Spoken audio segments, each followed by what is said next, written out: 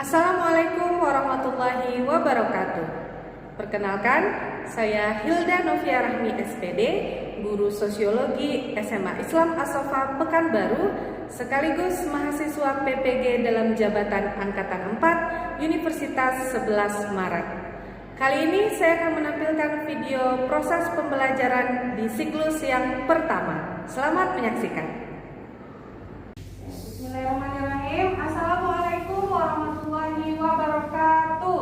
Waalaikumsalam warahmatullahi wabarakatuh.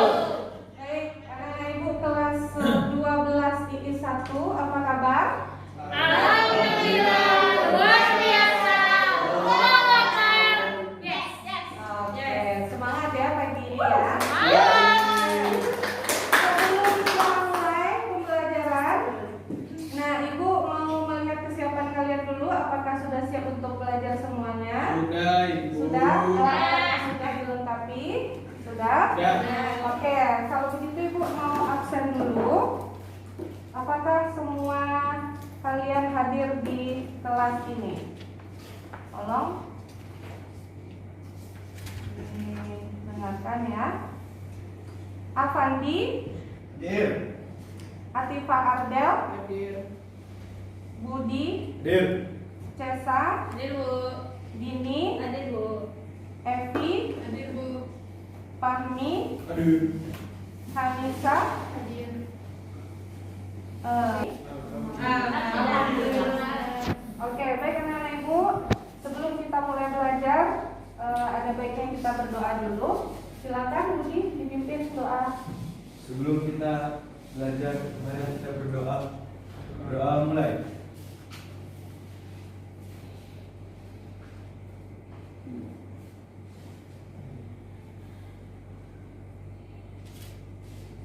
Doa selesai. Oke, baik. Terima kasih Budi. Oke, anak-anak ibu, sebelum kita mulai pembelajaran, nah, jadi ketika di pertemuan sebelumnya, ya, kita sudah membahas tentang materi apa? Siapa yang masih ingat? Saya Silakan Hadifa. belajar tentang ketimpangan sosial sebagai dampak perubahan sosial di tengah globalisasi. Oke, apa saja dampak ketimpangan itu, Nadifa? Dampak ketimpangannya adalah kriminalitas, kemiskinan, kemerosotan moral, dan pencemaran lingkungan alam. Oke, jadi di pertemuan sebelumnya kita sudah membahas tentang ketimpangan sosial ya. Ketimpangan yang terjadi itu adalah kriminalitas, kemiskinan, kemerosotan moral, dan pencemaran lingkungan alam. Nah, untuk pertemuan hari ini kita akan lanjutkan pembahasan kita, yaitu tentang kearifan lokal. Nah, sebelumnya anak-anak ibu apakah sudah pernah mendengar tentang kearifan lokal? Nah, pasti sudah seringlah mendengar tentang kearifan lokal. Nah, yang akan kita bahas, indikator yang ibu harapkan nanti bisa kalian capai setelah kegiatan ini adalah yang pertama, kalian bisa menjelaskan pengertian kearifan lokal, kemudian mendeskripsikan ciri-ciri dan fungsi kearifan lokal, kemudian menganalisis bentuk kearifan lokal. Ada 3 indikator nanti yang akan kita capai setelah pembelajaran ini selesai. Kemudian tujuan pembelajarannya adalah mampu menjelaskan definisi ciri dan bentuk kearifan lokal, mampu mendeskripsikan bentuk kearifan lokal yang ada di daerah masing-masing. Jadi nanti di akhir ibu harapkan anak-anak ibu bisa menceritakan atau menemukan bagaimana kearifan lokal yang ada di daerah kalian masing-masing. Oke, kita lanjut. Sebelum kita mulai, ibu mau menampilkan dulu beberapa gambar. Silakan kalian amati. Ada 3 gambar. Kira-kira ini gambar apa ini? Royong. Orang sedang melakukan kegiatan gotong royong ya. Ya. Kegiatan gotong royong. Kemudian yang ini, gambar apakah ini kira-kira? Keris. Keris ya. Semacam alat atau senjata tradisional. Oke, itu keris. Kemudian ini, ada yang tahu ini kegiatan apa? Di Bengkalis. Ya, ada yang tahu? Merayakan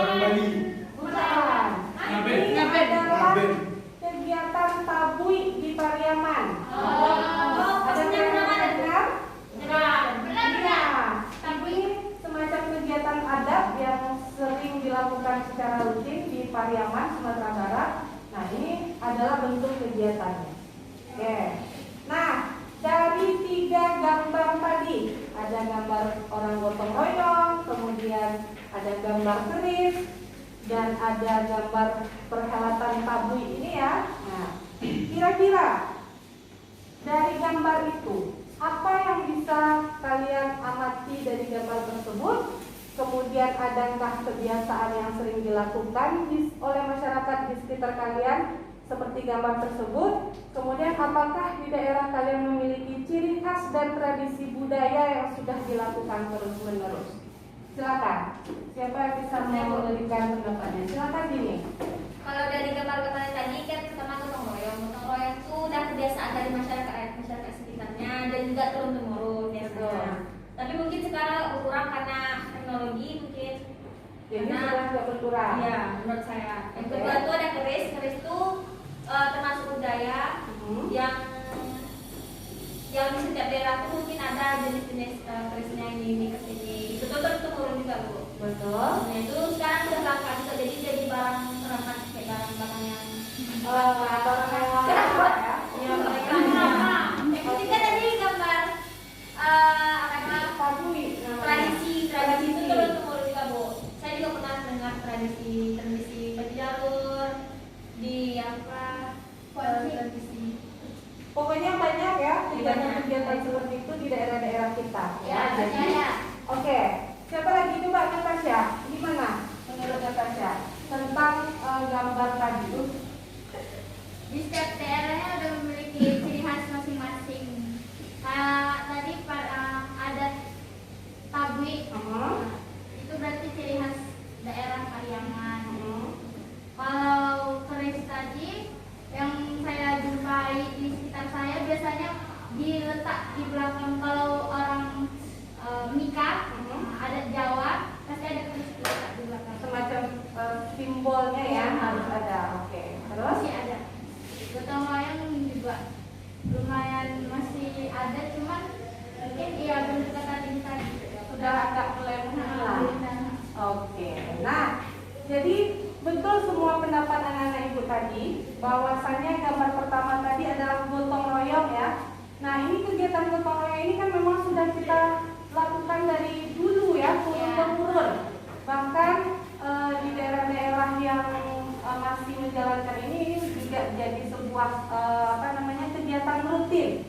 Nah, tapi seiring berjalannya waktu sudah mulai memudar dan sudah mulai agak berkurang. Kemudian juga keris ini semacam bentuk alat atau benda ciri khas ya, yang ini juga keris di berbagai daerah di Indonesia banyak bentuk-bentuk khas masing-masing daerah. Kemudian kegiatan ini juga merupakan salah satu tradisi budaya di daerah Sumatera Barat, yang dimana tradisi-tradisi seperti ini sering kita jumpai bahkan di daerah kita masing-masing pasti ada kegiatan atau tradisi yang sudah dilakukan turun-temurun. Nah, itu yang akan kita bahas sekarang, anak-anak ibu, yaitu tentang kearifan lokal tadi. Oke? Nah, sekarang kita masuk ke hakikat kearifan lokal. Ya. Jadi kearifan lokal ini berasal dari kata kearifan dan lokal. Kearifan lokal itu dari bahasa Inggris wisdom, dan lokal itu lokal. Berarti kearifan lokal bisa juga disebut sebagai local wisdom. Nah, bagaimana bentuk local wisdom itu? Local wisdom itu adalah gagasan-gagasan setempat atau khusus di daerah lokal itu yang sifatnya bijaksana, bernilai baik, tertanam dan diikuti oleh anggota masyarakat. Nah, jadi dia karena sudah turun-temurun, selalu diikuti, selalu dikerjakan oleh anggota masyarakat, makanya kearifan lokal ini dia bernilai dan sudah tertanam dari dulu, gitu. Kemudian kearifan lokal ini adalah pandangan hidup dan ilmu pengetahuan serta berbagai strategi kehidupan yang berwujud aktivitas yang dilakukan oleh masyarakat lokal dalam menjawab masalah pemenuhan kebutuhan komunitas tersebut.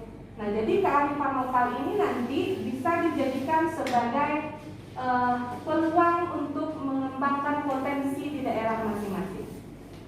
Oke, jadi di local wisdom itu ada yang namanya local knowledge, ya, atau pengetahuan. Terus, nah ini dia, ada local knowledge, pengetahuan lokal. Kemudian ada local genius, kecerdasan setempat, yang itu biasanya menjadi ciri khas di daerah masing-masing. Dan kemudian kearifan lokal itu adalah budaya-budaya unggul yang menjadi berkaitan dengan kondisi geografis di daerah masing-masing. Nah, makanya kalau seperti kita di Riau itu yang terkenal kayak pacu jalur, kemudian bakar tongkang, ya, itu merupakan beberapa bentuk kearifan lokal yang ada di daerah kita. Oke, itu kearifan lokal. Kemudian bagaimana ciri-cirinya? Nah, yang pertama, kearifan lokal itu mampu bertahan terhadap budaya luar. Apalagi kondisi kita sekarang ini, era globalisasi, era modernisasi, banyak sekali budaya-budaya asing yang masuk. Nah, tapi seharusnya kearifan lokal ini mampu bertahan. Ya, bagaimana caranya? Ya, masyarakatnya harus tetap melakukan atau menjalankan kearifan lokal tersebut. Kemudian mampu mengakomodasi unsur budaya luar. Jadi bisa diterima atau dimodifikasi nanti kearifan lokal itu dengan kebudayaan luar yang masuk. Jadi dia tidak hilang, tapi dia juga bisa menyesuaikan diri dengan budaya-budaya yang datang, gitu ya. Kemudian mampu mengintegrasikan budaya luar ke budaya asli. Kemudian mampu mengendalikan dan mampu memberi arah perkembangan budaya. Jadi kearifan lokal ini nanti bisa membuat sebuah daerah itu tetap terjaga eksistensi budayanya. Ya, bagaimana budaya itu tetap bertahan dengan masyarakatnya tetap menjaga kearifan lokal tersebut. Oke, itu ciri-cirinya. Kemudian fungsinya. Bagaimana fungsi dari kearifan lokal ini? Apa gunanya? Nah, kira-kira apa gunanya? Apa gunanya budaya-budaya lokal yang ada di daerah kita itu? Menjadikan ciri khas daerahnya, sejarah sebagai budaya, menjadi ciri khas daerah tersebut. Nah, jadi yang pertama bisa menjadi konservasi atau pelestarian sumber daya alam. Jadi bisa tetap terus dilestarikan kearifan lokal itu. Kemudian pengembangan sumber daya manusia. Jadi dengan kearifan lokal yang ada, sumber daya manusia di daerah itu, di daerah lokal itu tetap bisa dikembangkan. Kemudian pengembangan budaya dan ilmu pengetahuan serta teknologi. Karena kebanyakan kearifan lokal itu memang adalah ciri khasnya dalam bentuk budaya, ya. Dalam bentuk budaya-budaya, kebiasaan-kebiasaan, dan itu tetap bisa dikembangkan sesuai dengan perkembangan zaman. Kemudian petuah, kepercayaan, sastra, dan pantangan. Nah, ini juga termasuk fungsi kearifan lokal. Jadi tidak hanya bentuknya kegiatan-kegiatan saja, ya, tapi ada juga petuah. Petuah tahu? Wejangan yang diberikan oleh orang-orang tua kita terdahulu, yang itu sudah turun-temurun disampaikan, itu termasuk fungsi kearifan lokal. Kemudian ada makna sosialnya di situ, ya, terutama ketika kearifan lokalnya dalam bentuk petuah tadi, yang biasanya petuah itu ada maknanya di dalam masyarakat itu, jadi harus dijalankan. Etika dan moral serta makna politik. Nah, ini juga merupakan fungsi dari kearifan lokal. Oke, tadi sudah hakikatnya, cirinya, fungsinya. Sekarang kita masuk ke bentuk kearifan lokal. Nah, tadi ada gotong royong, ada keris, ada budaya tabui tadi, ya. Nah, kira-kira dia termasuk ke dalam bentuk kearifan lokal yang seperti apa? Ini dia. Ada dua bentuk kearifan lokal, ya. Ada dua bentuk kearifan lokal. Yang pertama berwujud nyata atau istilahnya tangible. Berwujud nyata atau tangible, nah itu berarti memang ada wujud bentuknya. Ada tekstual, benda cagar budaya, bangunan arsitektur, berarti ada wujud nyata dari kearifan lokalnya itu. Nah, berarti dari yang 3 gambar tadi, yang mana yang kearifan lokalnya berwujud nyata? Ini Kris Keris tadi ya, Oh, keris ya. tadi. Berarti keris, iya ada wujudnya, ada bentuknya. Kalau bisa juga dalam bentuk arsitektur, itu termasuk kearifan lokal yang tangible atau nyata. Kemudian yang kedua, bentuk kearifan lokal itu adalah tidak berwujud atau intangible. Nah, itu termasuk contohnya petuah-petuah ya, wejangan-wejangan yang disampaikan oleh orang-orang tua dari zaman dahulu sampai sekarang. Kemudian nyanyian-nyanyian yang juga kita sering ya dapat nyanyian-nyanyian yang sudah dari zaman dahulu dinyanyikan sampai ke kita sekarang ini. Dan juga pantun. Nah, apalagi di Riau nih terkenal dengan pantun-pantunnya, syairnya. Nah, itu masih apa?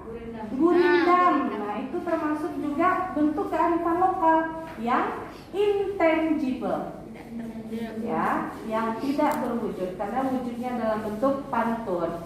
Ada juga cerita. Seperti apa contohnya? Cerita Malin Kundang. Apalagi yang sering kita dengar? Yang cerita rakyat seperti itu, yang diceritakan juga turun temurun oleh orang tua kita. Nah, itu termasuk bentuk kearifan lokal intangible. Oke, jadi ada 2 bentuk kearifan lokal, berwujud nyata atau tangible, kemudian yang tidak berwujud atau intangible. Nah, sudah 3 poin: hakikat, ciri, fungsi, dan bentuk. Sampai di sini, adakah anak-anak ibu yang mau bertanya? Misalkan apa namanya yang apa itu yang budaya di Pariaman itu masuk ke Tahu? yang Yang mana dia kira-kira? ke intangible budaya. Intangible ya. Tapi kalau dalam bentuk kegiatannya, ketika kita bisa melihat bentuk kegiatannya, maka dia termasuk dalam tangible. Tapi kalau kita tidak bisa melihat dan kita cuma bisa mendengar bentuk kegiatannya, itu dia termasuk intangible. Nah, seperti itu. Ada lagi yang mau bertanya? Sudah paham ya kira-kira anak-anak ibu semuanya? Oke. Baik. Kalau begitu, selanjutnya, nah, nih, ibu akan menampilkan sebuah video, tayangan video. Nanti tayangan video ini adalah bentuk tradisi kearifan lokal pacu jalur yang terkenal. Dari mana pacu jalur itu? Kuantan Sini atau Taluk Kuantan ya. Nih, ada yang kampungnya di Taluk Kuantan? Tidak. Tapi kita udah tahu ya, di Riau biasanya itu pacu jalur sudah sangat terkenal ya. Tradisinya, kegiatannya sudah merupakan kegiatan rutin tahunan ya. Nah, ibu akan menampilkan video ini. Nanti ibu akan membagi kalian ke dalam 4 kelompok dan ibu akan instruksikan kalian untuk menganalisis bentuk kearifan lokal dari tradisi pacu jalur ini. Oke, sekarang kita saksikan dulu bersama video tradisi pacu jalur di Kuantan Sini, Riau.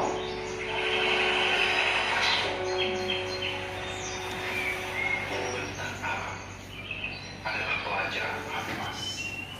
Darinya kita dapatkan keindahan serta keseimbangan.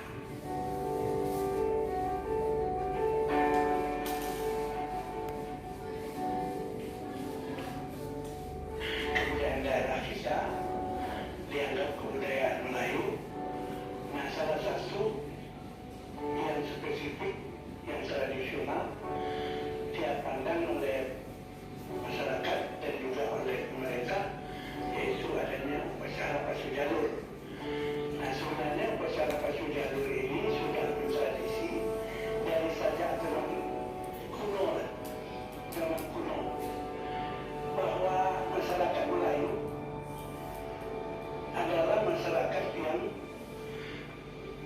menggunakan hubungan laut dan sungai. Sungai adalah urat nadi kehidupan, garis yang menghubungkan cerita demi cerita yang melekat erat di dalam histori geografi kuantan. Tak melekat oleh waktu, tak mudah dengan zaman. Tradisi budaya Pacu Jalur telah berlangsung cukup lama.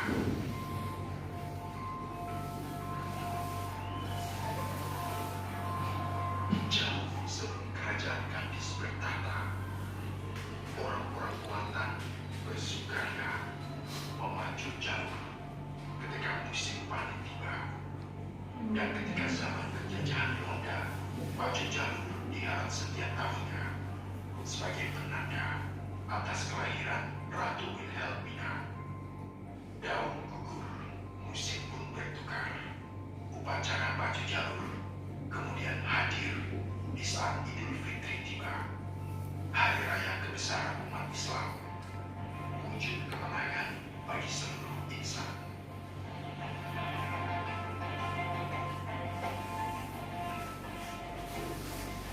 Hingga pada suatu ketika, lantunan proklamasi memuncak langit di seluruh penjuru negeri. Rapen Kampuang, terbentuknya Partu atau Panitia Jalur. Orang-orang kampung akan bermufakat bersama-sama menjemput kemenangan. Pikiran disatukan, tekad diazamkan.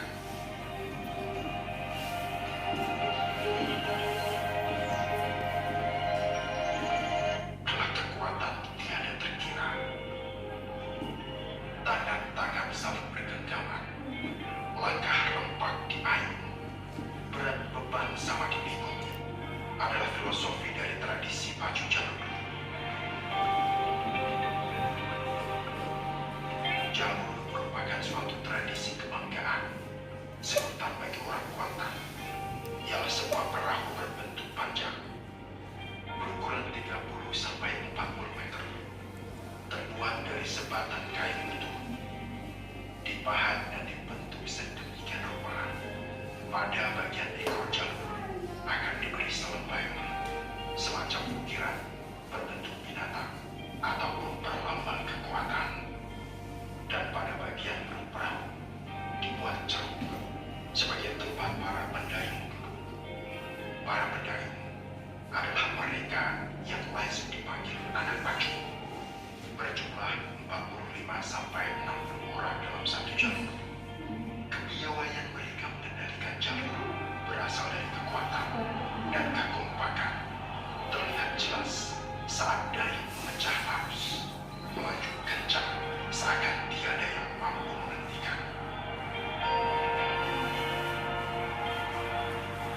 Tak hanya itu, pada bagian depan jalur akan menari seorang anak lelaki sambil melambai-lambaikan layang kelapa. Mereka adalah tukang tari jalur. Kehadiran tukang tari sebagai bentuk tekanan keseimbangan dan juga mendorong semangat bagi pemacu jalur. Di bahagian tengah para pendayung berdiri gagah tukang tipu ruang. Mereka bertugas mengatur irama dayung dan menjadi aba-aba serta komando bagi para pendayung. Dan pada ekor jalur juga beraksi lincah seorang lelaki dinamai tukang menjahit. Mereka juga bertugas memberikan tekanan keseimbangan agar jalur juga jungkit secara teratur mengikuti irama dayung.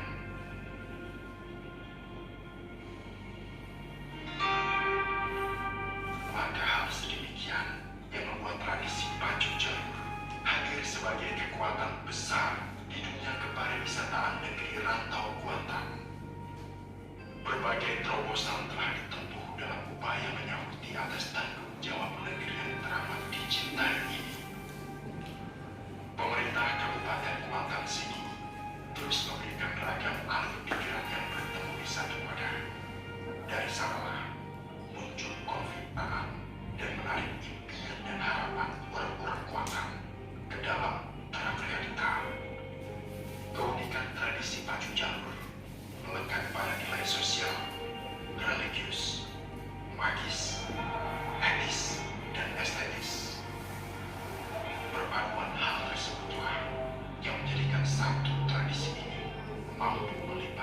akan dibangun sejarahnya sendiri. Salam Pesona Indonesia.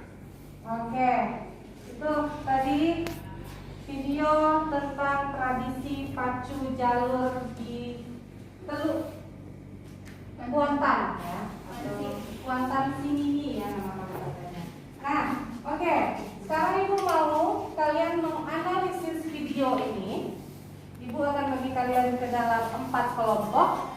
Kelompok 1 Dini Ardel Samsia, kelompok 2 Tasya Ali Epi, kelompok 3 Nadifa, Fahmi dan Pandi, kelompok 4 Cesa, Pipin dan Najwa. Nah, karena kondisi kita, jadi Ibu harapkan kalian tetap di tempatnya masing-masing saja. Namun kalian boleh berdiskusi dari tempat duduknya masing-masing tentang ini, bagaimana tradisi budaya pacu jalur tadi. Kemudian bentuk kearifan lokal pada pacu jalur ini adalah bentuk yang mana, dan itu kalian tuliskan di lembar kerja kalian masing-masing. Informasi tentang pacu jalur ini bisa kalian searching di internet. Kalian boleh menggunakan handphone kalian masing-masing. Kemudian nanti kalian diskusikan secara bersama-sama, dan nanti perwakilan salah satu kelompok akan Ibu instruksikan untuk menyampaikan hasil analisisnya. Oke, kalau begitu sudah jelas instruksinya? Sudah ya. Ibu akan berikan waktu kalian untuk mencari dan menganalisis video ini secara berkelompok dan boleh menggunakan handphone atau gadgetnya masing-masing. Dimulai dari sekarang, Ibu persilahkan. Ini enggak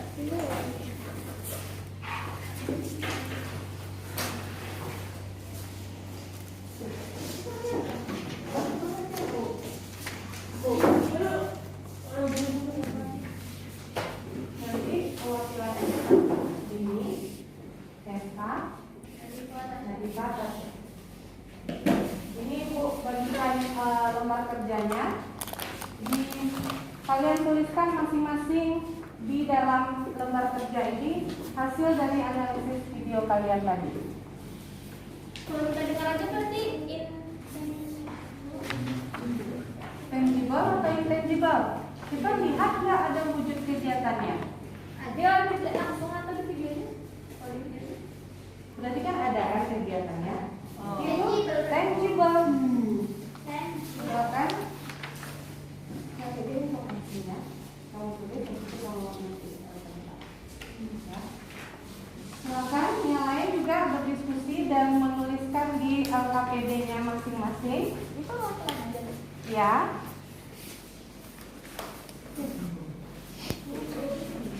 Ya, tulisan di situ.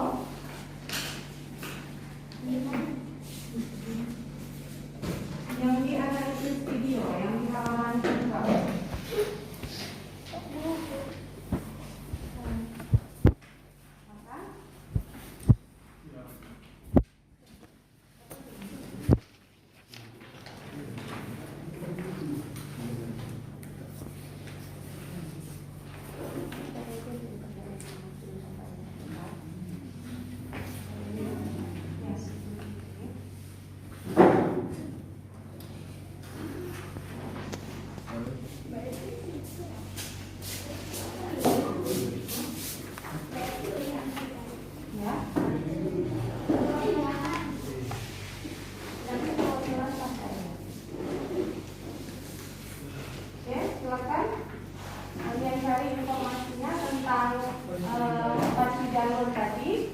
Bagaimana bentuk tradisinya kalian tuliskan, kemudian bentuk kearifan lokalnya bagaimana, dan keterangan lain yang bisa kalian sampaikan tentang pacu jalur tadi.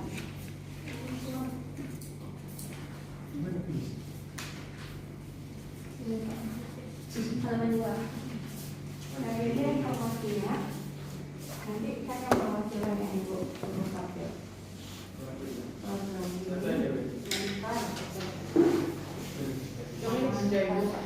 Ya, iya.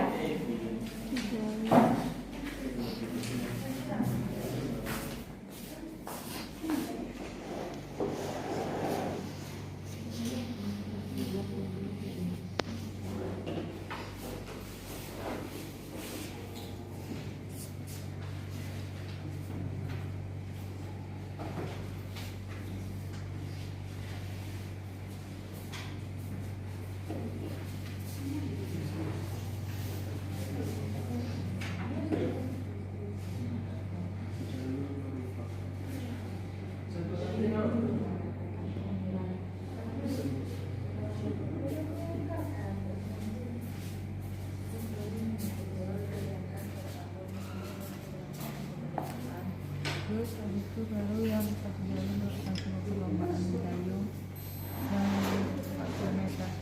Ini Bu, dituliskan aja informasinya nanti selesai.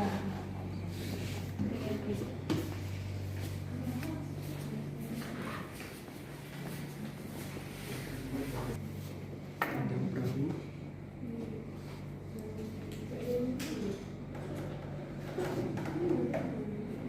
Bisa mencapai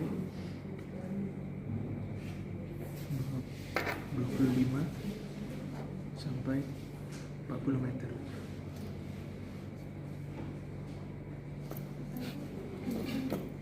Jelaskan bentuk karet angkal pacu jalan.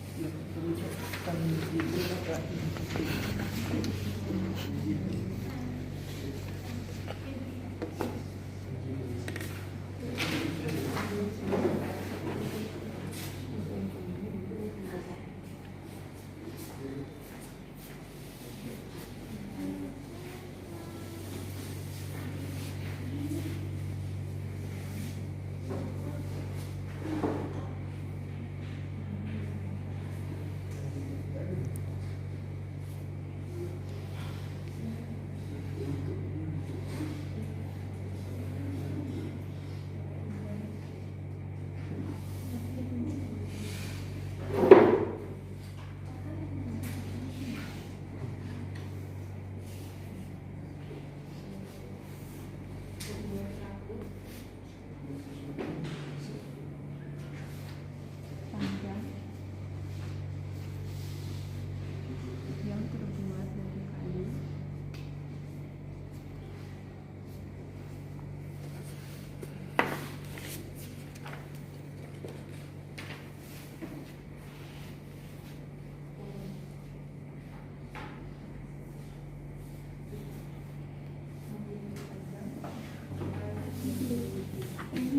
Buah namanya. Beri tanya dan susu.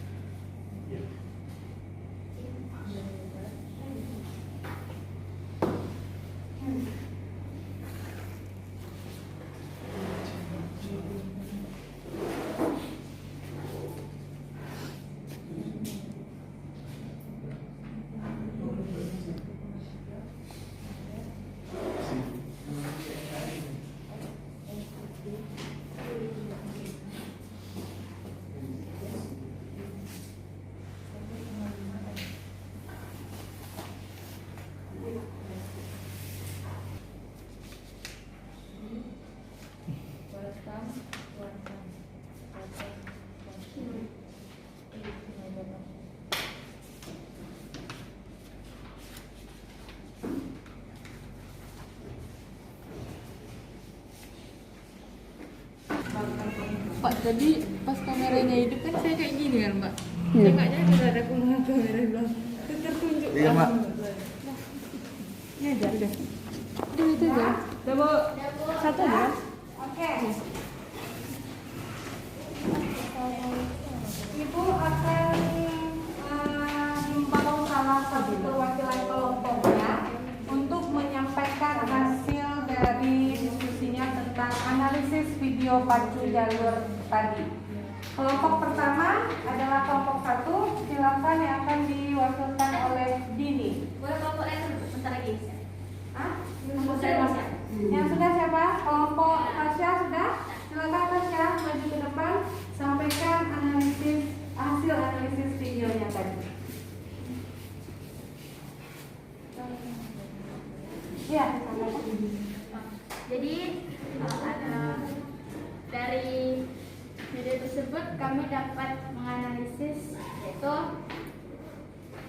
sejarahnya pacu jalur ini diadakan sejarah pada masa penjajahan Belanda. Pacu jalur diadakan untuk memeriahkan perayaan adat kenduri rakyat dan untuk memperingati hari kelahiran Ratu Belanda Wilhelmina yang jatuh pada tanggal 31 Agustus. Pacu jalur menggunakan perahu panjang yang bisa mencapai 25 hingga 40 meter. Setiap tahunnya, sekitar tanggal 23 sampai 26 Agustus diadakan festival pacu jalur. Biasanya dilakukan di Sungai Batang, Kuantan. Pacu jalur berasal dari Kuantan Sengingi, Riau. Bentuk kearifan lokalnya yakni tangible atau berwujud nyata. Tradisi tersebut berwujud dan dapat kita lihat secara langsung, tidak hanya didengar, tetapi tradisi tersebut ada dan masih dilakukan hingga saat ini di daerah Kuantan City. Oke, baik, terima kasih Tasya. Kasih aplaus dulu untuk Tasya. Dari kelompok 2. Oke, kita lanjut ke kelompok 3 yang akan disampaikan oleh Nadifa. Silakan Nadifa.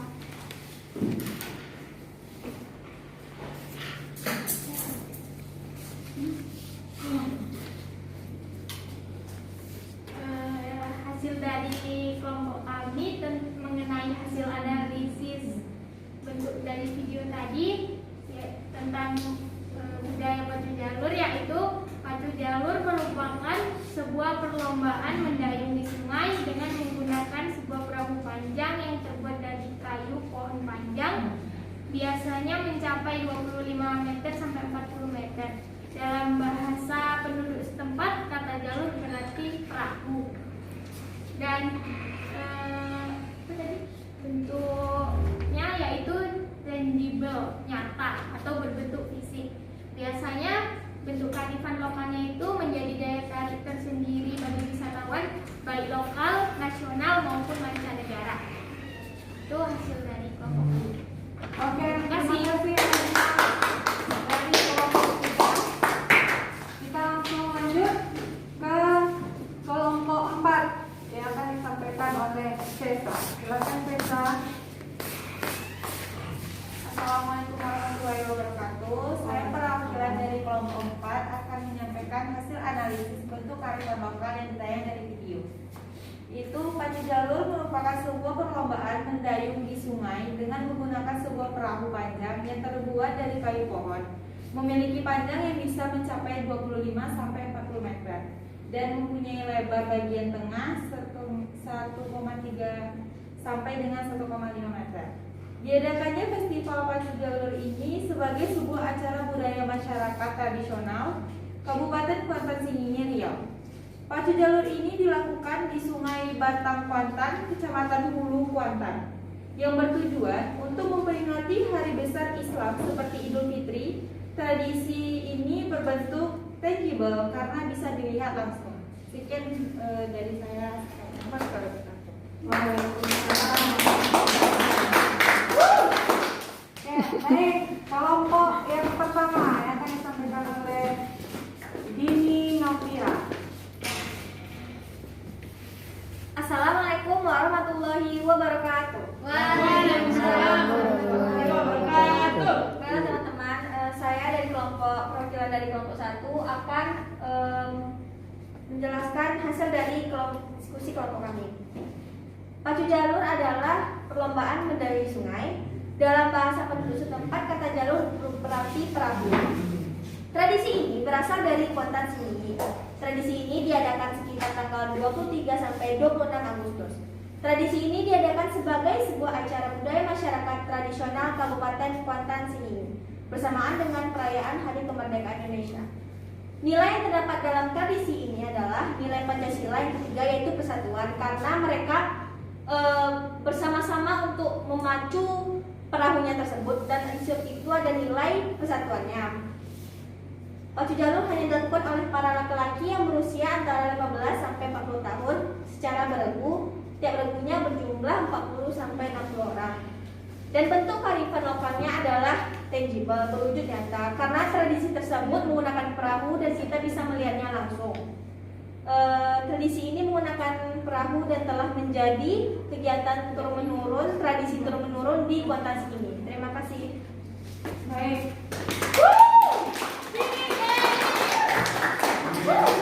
Oke, luar biasa ya. Masing-masing kelompok sudah menyampaikan hasil diskusinya tentang analisis video kegiatan pacu jalur tadi. Nah, betul seperti yang kalian sudah sampaikan tadi dari masing-masing perwakilan kelompok ya, bahwasanya kegiatan pacu jalur ini adalah merupakan tradisi budaya dari daerah Teluk Kuantan atau Kuantan Simini.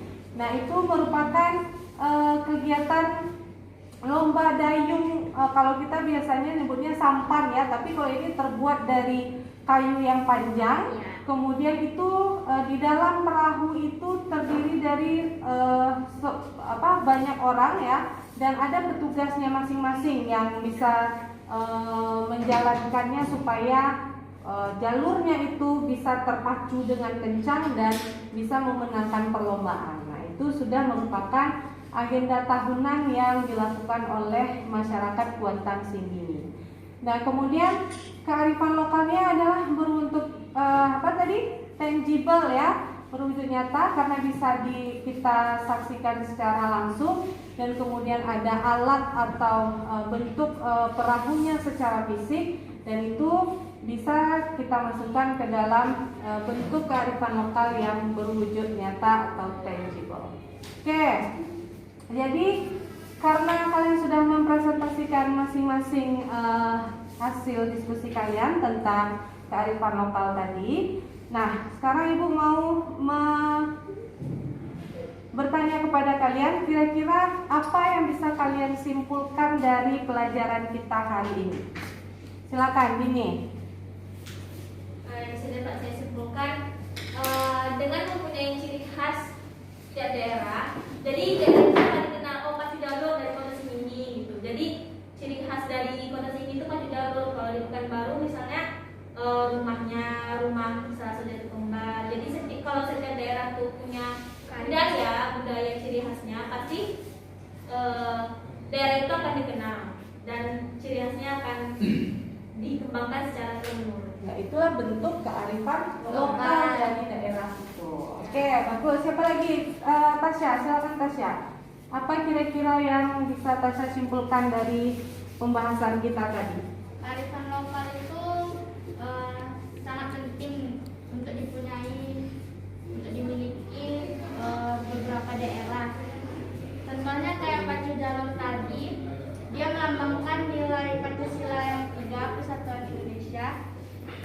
Maka itu sangat penting dilakukan Dan tetap harus kita jaga dan kita kembangkan pelestariannya supaya kearifan lokal itu tidak hilang atau punah gitu. Karena masing-masing daerah kita pasti memiliki bentuk-bentuk kearifan lokal atau local wisdom tadi istilahnya ya, yang itu tetap harus dijaga eksistensinya atau keberadaannya dengan cara tetap terus dilaksanakan dan dikembangkan.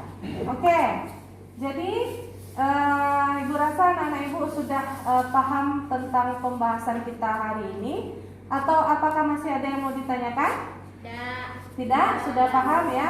Oke. Setelah ini ada soal evaluasi di LKPD kalian masing-masing di halaman terakhirnya. Silakan kalian kerjakan 5 soal pilihan ganda tentang kearifan lokal ini untuk kegiatan evaluasi di penutup pembelajaran kita hari ini. Ibu berikan waktu paling lama 10 menit untuk mengerjakan tugas evaluasi di LKPD kalian masing-masing. Silakan bekerja, dimulai dari sekarang.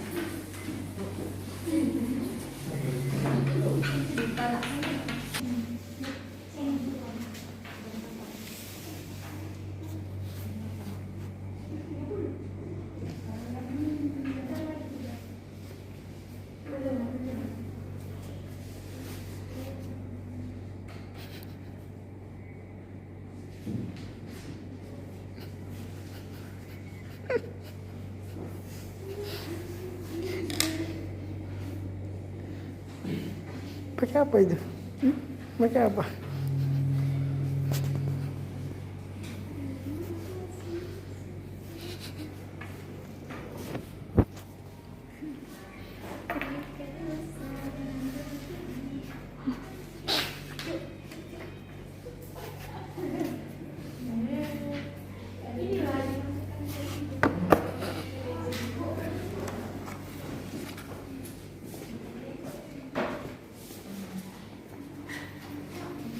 sentral.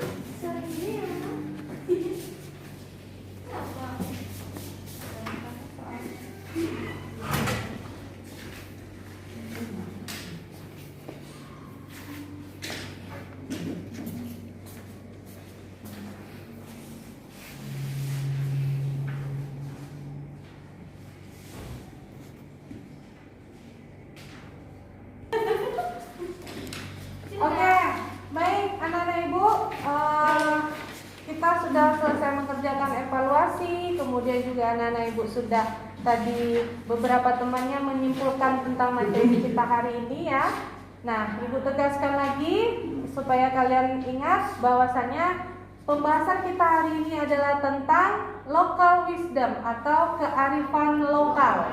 Ya, yang dimana maksud dari kearifan lokal itu adalah ciri khas budaya atau tradisi di daerah kita masing-masing. Nah, kemudian ada dua bentuk, apa saja tadi? Bentuk kearifan lokal, tangible dan intangible, yang berwujud nyata dan yang tidak berwujud. Nah, jadi setiap kearifan lokal yang ada di daerah kita, dan Ibu juga yakin di daerah kalian masing-masing pasti memiliki bentuk kearifan lokal yang mestinya harus kalian jaga dan tetap kalian pertahankan kelestariannya. Oke, baik, itu kegiatan kita pada hari ini. Sekarang Ibu mau meminta refleksi dari kalian dulu. Bagaimana proses kegiatan pembelajaran kita hari ini? Ada yang mau memberikan semacam refleksinya, apa yang kalian dapatkan dan bagaimana proses kegiatan pembelajaran kita hari ini? Menyenangkan. Silakan. Mantap. Dengan belajar kearifan lokal saya akan lebih belajar tentang budaya Indonesia lebih dalam, lebih mengembangkan dan lebih mengenal lagi kegiatannya secara juga nanti cucu saya nanti tahu apa aja sih kearifan lokal di Indonesia. Wow, luar biasa.